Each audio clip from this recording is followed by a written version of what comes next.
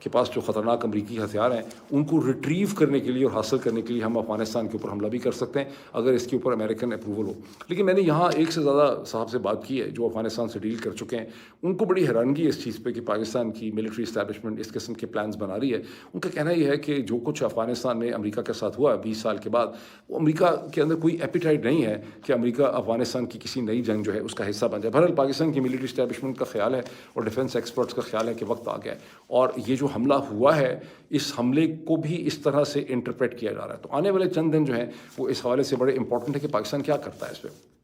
یعنی پاکستان کی موجودہ حکومت جو ہے وہ کیا کرتی ہے. ابھی اسرائیل پہ تھوڑا سا دیکھیں کہ اسرائیل کے وزیر اعظم بینیامن نیتن یاہو اچانک بہت زیادہ پریشان ہو گئے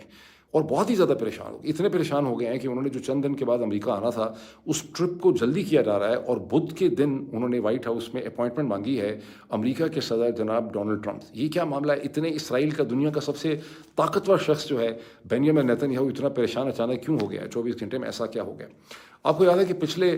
میں نے آپ سے ویلاگ میں نے کہا تھا اور بڑا زبردست وہ انالیسس ثابت ہوا. میں نے کہا تھا کہ اسرائیل کے اخباروں کے اندر یہ کالم چھپ رہے ہیں کہ یہ ڈونلڈ ٹرمپ جو کہتے ہیں کہ ہمارے ایران کے ساتھ ٹاکس جو ہیں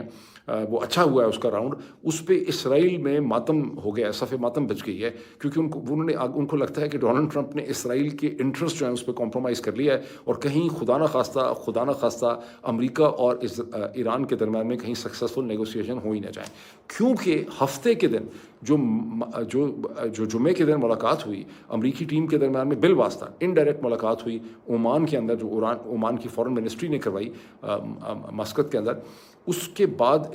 اس کو ایران نے تو ویلکم کیا ہی تھا. یہ اور بات ہے کہ ایران نے اس کے بعد دھمکیاں بھی لگا دیں. لیکن ہفتے کے دن امریکہ کے صدر ڈونلڈ ٹرمپ نے ایئر فورس ون میں جب وہ جا رہے تھے میرا خیال فلوریڈا مارو لاگو کی طرف, تو انہوں نے وہاں پہ کامنٹ کرتے ہوئے اخباری رپورٹرز کے سامنے بہت خوشی سے کہا کہ ایران کے ساتھ ہمارے ڈائلاگ کا پہلا راؤنڈ بہت اچھا ہوا ہے, ایران بڑا ڈیسپریٹ ہے, وہ چاہتا ہے کہ ہماری اس کے ساتھ ایک ڈیل جو ہے وہ ہو جائے. اب جب یہ خبر اسرائیل میں پہنچی تو اسرائیل میں صف ماتم بچ گئی. ان کو لگا ہے کہ ہمارے جو کنسرنز ہیں ان کو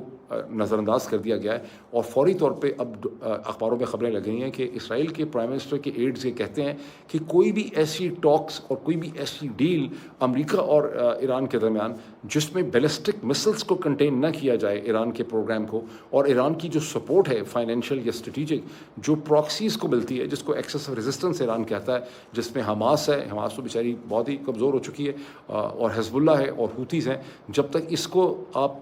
کنسیڈر نہیں کریں گے تو یہ ٹاکس جو ہیں وہ بالکل بیکار ہو جائیں گی. اور اس ایجنڈے کو لے کر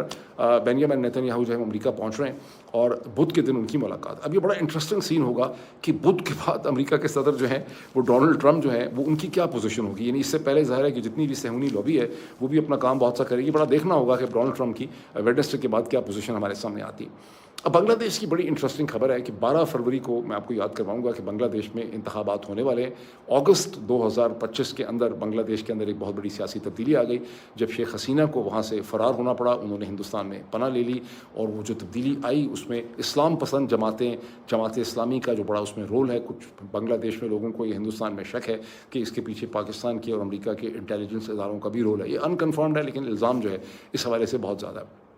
اب طارق رحمان صاحب جو ہیں جو اس وقت جو خالدہ ضیاء کے صاحبزادے ہیں جن کی رحلت ہو گئی ہے, وہ اس وقت ہاٹ فیوریٹس ہیں اور تمام انالیسس یہ کہتا ہے کہ 12 فروری کے الیکشن کے نتیجے میں طارق رحمان بنگلہ دیش کے پرائم منسٹر جو ہیں وہ بن جائیں گے. اب اس پچھلے 24 گھنٹے میں جماعت اور جماعت کا الائنس جو ہے جس کی ایک جین زی کی پارٹی کے ساتھ ان کا ایک الائنس ہے, انہوں نے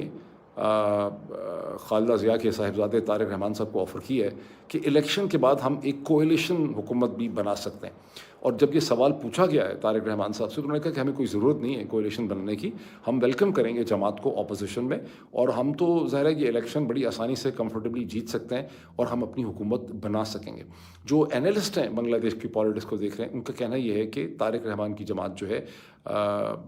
وہ 2/3 یعنی 2/3 میجورٹی لے سکتی ہے. خود انہوں نے یہ نہیں کہا کہ ہم 2/3 لیں گے, انہوں نے کہا کہ ہم آسانی سے حکومت جو ہے بنا لیں گے.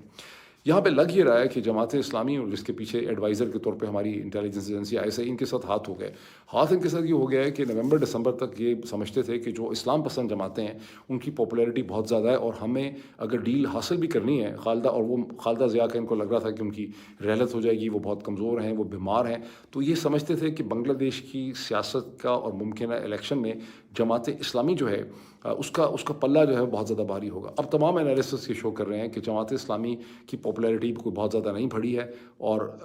तारिक रहमान इलेक्शन जो है वो जीत जाएंगे। और तारिक रहमान जो हैं वो मसलसल उनकी बातों से ये लग रहा है कि वो एक तरफ चीन और दूसरी तरफ हिंदुस्तान जो है उसके साथ बेहतर ताल्लुकात चाहेंगे। और जो ख्याल अगर किसी का था कि हिंदुस्तान से कम ताल्लुकात बेहतर नहीं होंगे आने वाले, जो जिस तरह से अब डॉक्टर यूनुस के ऊपर इल्ज़ाम है हिंदुस्तानी हलकों में कि वो बांग्लादेश को हिंदुस्तान से बहुत दूर ले आएँ, ऐसा लगता है कि इलेक्शन के बाद एक दफ़ा फिर हिंदुस्तान की जो पॉलिटिकल स्पेस है बांग्लादेश में, ढाका में, उसमें इजाफा हो जाएगा।